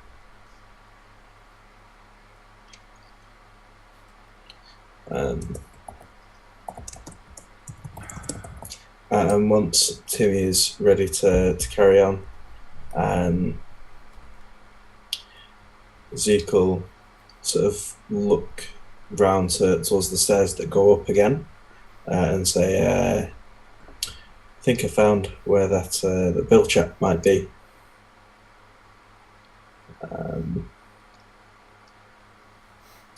There's a nice spot upstairs where you can see the city. And we'll head off in that direction. Yeah, lead the way. You clearly investigated more than I've managed. I can tell you about a dark room with a lack of mirror. Yes. Maybe it's just the fact that he's seen you get changed twice in the last 15 minutes. But Zeke's now invited you for a romantic rooftop view. Fair enough. You know, let the older fella get his kicks where he will. But hey, yes, you head off towards the roof, and right. So yes, you're off to the roof. You get up on the roof, and with all of this tomfoolery that's been going on, I think you've probably eaten up the majority of the afternoon at this point. Running back and forth and murdering people. So I would say the sun is starting to go down now. It's actually it's past zenith, and it's the evening is starting. You can hear people going out to drink now. As you come outside, you can hear people going to brothels. Okay. You're outside. You're away from the music. You're away from the wetter slapping noises and the groans and the grunts. And you can now hear people like, "Let's get our fucking drink on." Like, where are we gonna go? And it's like, I want to go to Bung. Oh, okay, let's go to Bart's. And you can hear that party of raucous ladies deciding to head on back to Madame Nooch's, because they drink here during the day, but they spend their evenings in the cheaper establishments. From up here, you can see you can actually see the market square starting to sort of thin out a bit as the regular market stalls tidy up a bit, and the guys who come out at night to sell street meat to idiots who are drunk start coming out in force. The drug dealers as well. Okay. Sort of with the cityscape view behind, so you're just gonna have a look for the door to this nice rooftop room and check to see whether it's locked. Okay. Before we do that, Baz, do you need another description of this nice rooftop room, or did you catch it the first time? Can we have another description, please? Okay. At least 2 walls of this room are the walls of the original building. So they are thick and brick and have original windows in. The windows start about shoulder height, so they are higher level sort of vista windows. Which people inside, it might be a higher floor level, can see nicely. It goes up to a flat roof on top, but you cannot see from this side any doors. And it's probably only about a quarter of the size of the whole building. It's basically a flat on top of this building. Right. So the windows that are at the sort of shoulder height, do they open out, or do they open onto something? They don't. None of the ones you can see are open. Right. Okay. They appear to be plate glass, just here is a big slab of glass. You don't see any mechanisms to open them at all. They don't have an obvious handle anywhere. They also don't have shutters.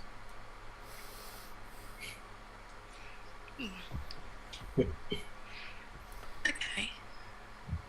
So we've come into this room, but there's no other exit. You're currently standing on a flat roof. Okay. This is it's almost like a separate building on top of this building. Right. It's a freestanding thing. You have to go. You come onto the roof, and then you have to walk to the door of this thing. Cool. It's like a hut on top of the building, sort of thing. If you can imagine that sort of. If we were talking sort of like the New York architecture aspect, this would be where the roof access stairs come up. It's like the little right, shed on the roof. Yep. Okay. And there's no one else up here with us? None that you can see, but you can't see the door.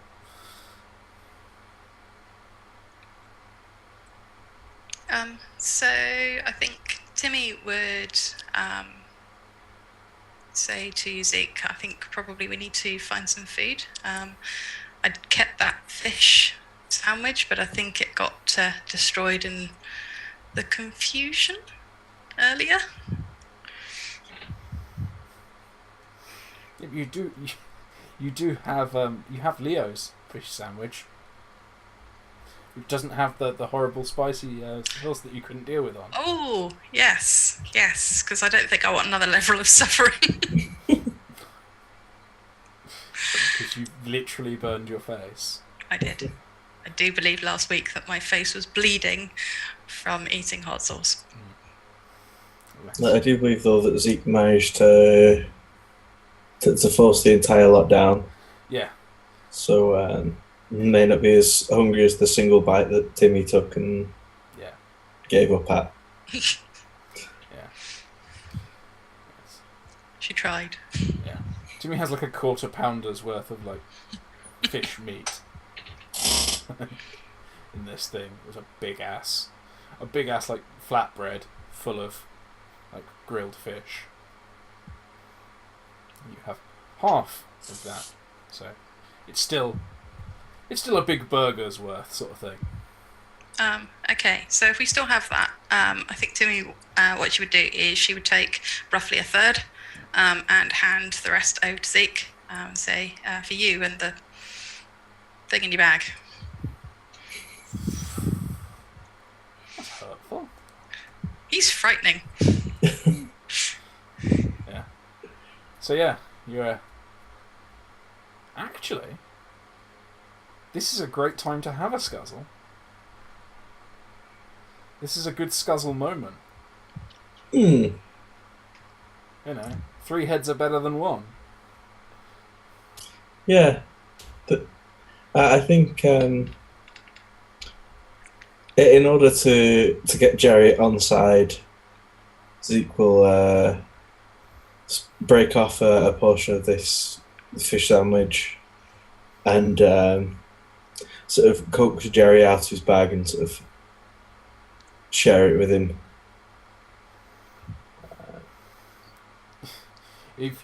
Are you showing Jerry the whole thing and then like breaking him off a bit to give him? No, that's mean, and also Jerry wouldn't stand for that. You're quite right. You like tap the top of your bag and Jerry swarms on out. He can. The smell of food is in the air. It's like, hell yes! And Angry Jerry launches himself at the rest of the food that you're trying to eat, whereas like Chill Jerry just sits there like nomming on the little piece you gave him.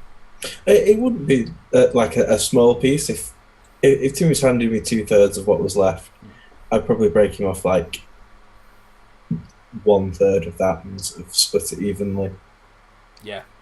You've offered Angry Jerry a paltry little offering, and Chill Jerry takes it, but Angry Jerry wants the rest. But being aware that Zeke has use of his pet scuzzle, will surrender his lunch. Excellent. So yes, both Jerrys look up at you expectantly. Yeah. They're aware that this level of bribery normally comes with a request. And then let's say, don't suppose you can find his way in there, would you, son? Make sure if there's anyone in, gives a bit of a shout as well, eh? Yeah.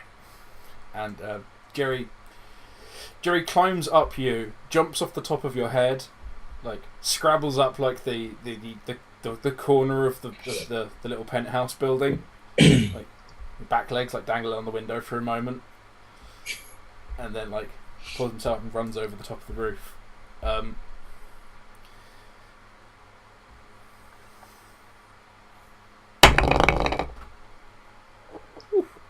Okay.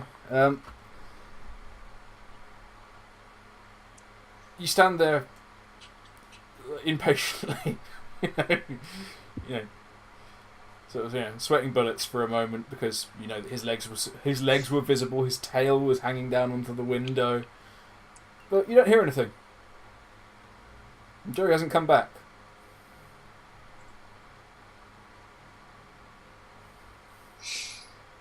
A few minutes pass this way before you see Jerry he's bold as brass, walking along the top of the side, just casually walking along, a tail in the air, and he sits down on the edge, and you see he's eating a much larger piece of food. He's eating like a crust of bread. Yeah.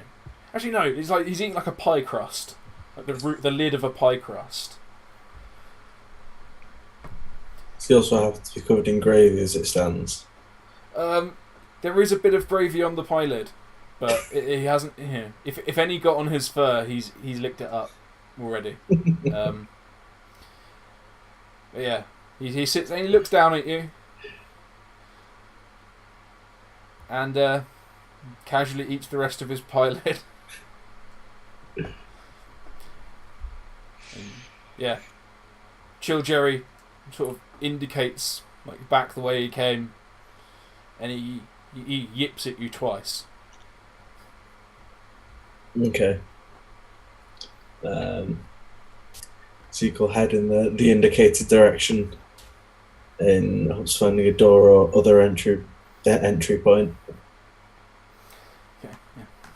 As you pass under where Jerry is, you feel him jump onto your back, and he's getting to be a little porker now. He's he's eaten a fair bit in the last day. He's noticeably heavier than he was this morning, especially jumping from an 8-foot roof onto your back. Whereas before it was like carrying a small dog. Now it's more like carrying a young child. But hey. Yeah, he climbs into your pack, and you go, I hadn't realised how heavy this pack was.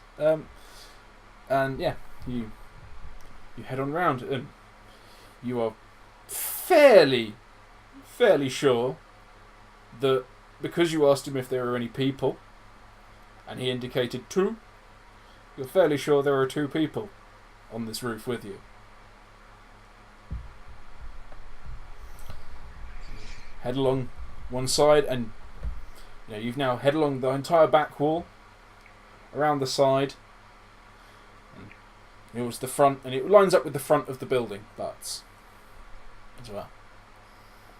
So, it's both standing here on the corner. What do you do? So I've not encountered a door of any description. No, but the windows have continued. Windows have continued at that higher level. It appears to be a 360 view. Is there any way of getting up on the roof of this hut? Is it another flat roof? Yeah. It's not a flat roof. You could climb up, but there appears to be a 360 panoramic window that you'd have to climb past. Could we get Jerry to hang down and kind of tell us if there's anybody in there? Well, I'm guessing with the 2 yips, there are 2 people in there. It's not a precise science. You asked him if he saw it. You asked him to look for people, and he's told you. As far as you're aware, he's indicated 2. But how well a scuzzle counts, and what he counts as a person, and whether he's including you, these are things you don't know. If you ask, can you find me some food? Jerry's not quite reliable. Get me some water. Yeah. Which way is town? Maybe. But ask him to count things. He's got 4 eyes and 2 brains. You know, I perception's going to be curious. I only asked him to indicate whether or not there were people. So, okay, so we can probably assume there's at least someone in there, or something. You are aware that Jerry does know how to shrug. So if he doesn't know, or there is no one, he normally shrugs. Okay. How about I give you a boost up, and you have a peek through that window? Yeah, but... Fair, you can just stand up straight and see through the window. Okay, it really is only... It's quite... it starts at shoulder height. Okay, in which case, I'm just thinking, if it's at shoulder height, how much of a downwards look would you be able to get? Considering there's it's like a wall. It come up to about here, so looking down you might only get a little bit. Yeah. Okay. Not sure exactly what you think you're gonna miss in like that 30-degree angle between the wall and the floor that you're gonna miss. There might be something, and if we see something, then maybe Zeke could kind of like tap me at the top, or we could go from there. This is totally thought through. We know what we're doing. It'll be fine. So the fundamental question is: you're standing at one of the corners of this square building. Are you going around the next corner? Yes. Yes. You may as well do it on a flat just rather than a corner. Stroll around the corner, bold as brass? Are you going to, storm around the corner, weapons out, ready to go, ready to throw this shit down? Or, are you going to just peek around the corner, meek as anything, meek as milk, sneaky? In intrusive fashion, it'd probably be a peek. Yeah, I'd at least attempt to be stealthy. We're going to do a Three Stooges, rack up. One head round the corner, other head round the corner. And then 2 squirrel heads at the top, yeah. 2 squirrel heads at the top, yeah. Okay, yeah. Right, well, everyone do perceptions. That is a crit.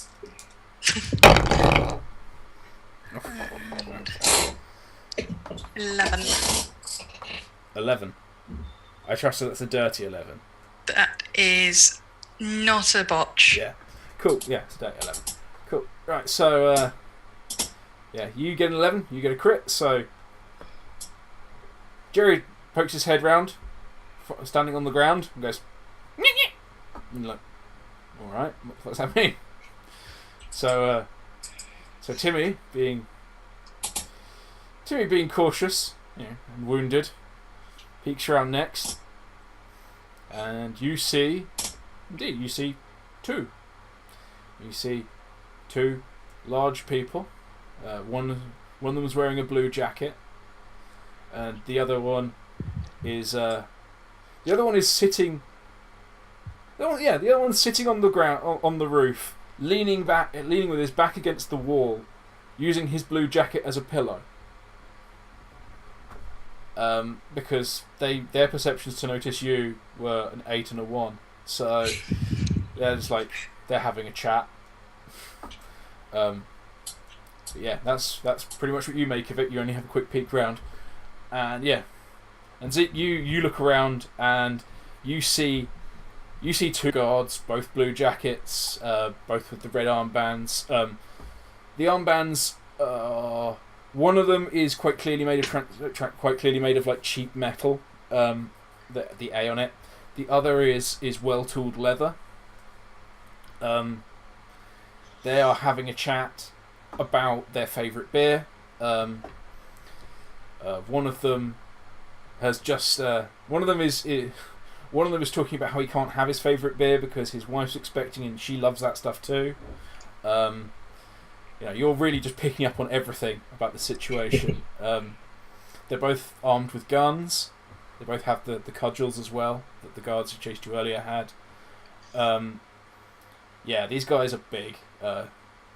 The guy who's taking his jacket off is clearly wearing armour of some description underneath. It's quite similar to yours, the leather vest.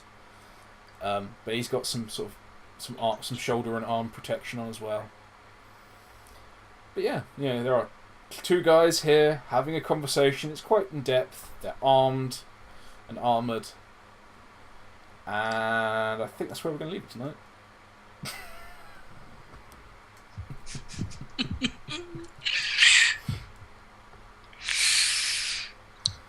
So,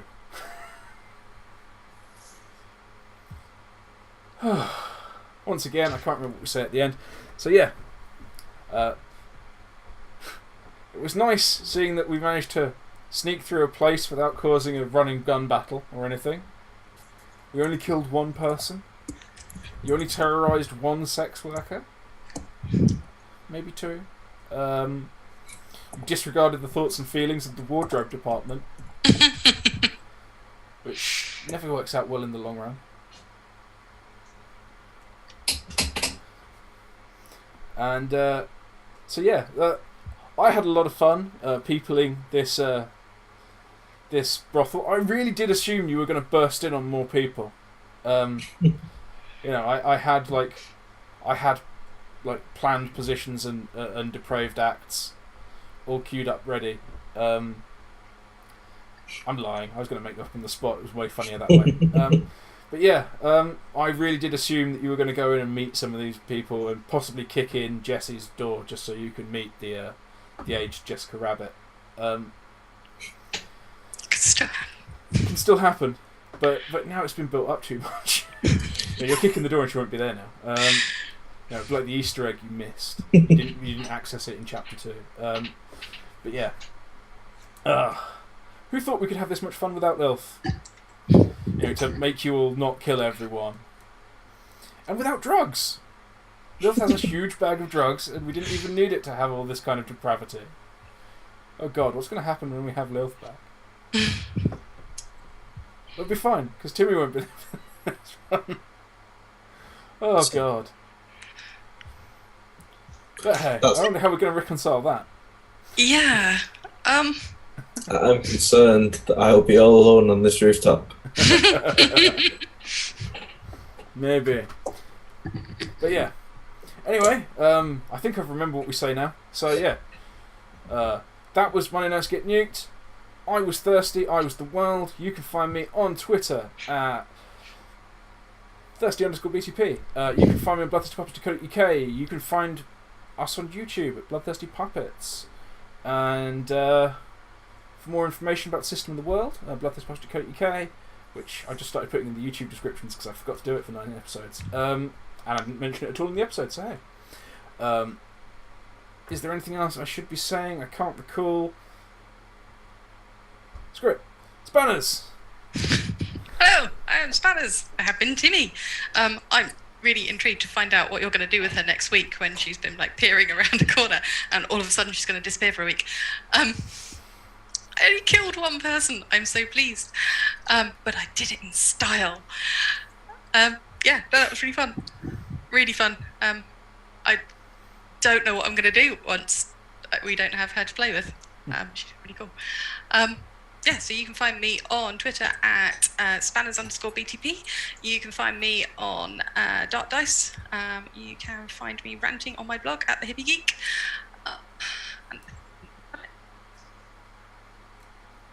Okay. So, Ivor. I've been over playing Zeke. That was a lot of good fun. Managed to not kill anyone and or burst in on any inappropriateness. Yeah. We managed to keep it relatively clean. I was only complicit in the death of one person. As far as you know. I mean, people might have been being beaten to death with leather straps in some of those rooms you passed.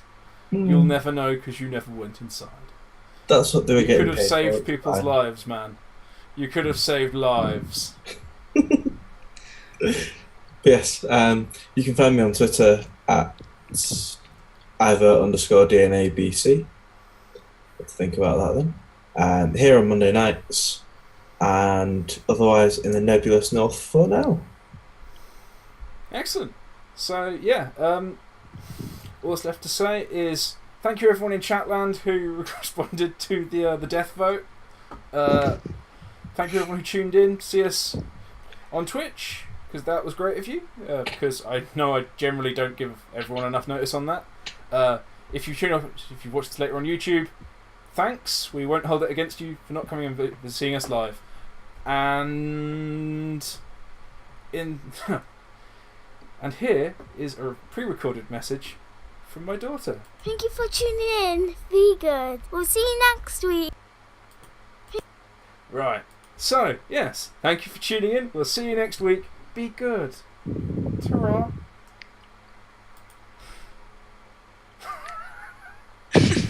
Oh, I've been meaning to remember to put that out for weeks. Oh no! I thought that was like a new thing. If you just been ignoring her. Awful human being. I might indeed be a terrible human being. But yeah. Hey, I'll live with it.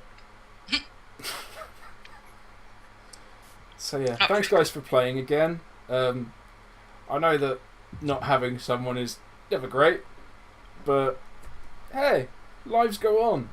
Yeah. I mean, normally it's me being ill or something, so hey. I have to say, I'm impressed we've managed to stave off the illness as much as we have. Yeah. Well, to be fair, when I am ill, I still do this. So yeah.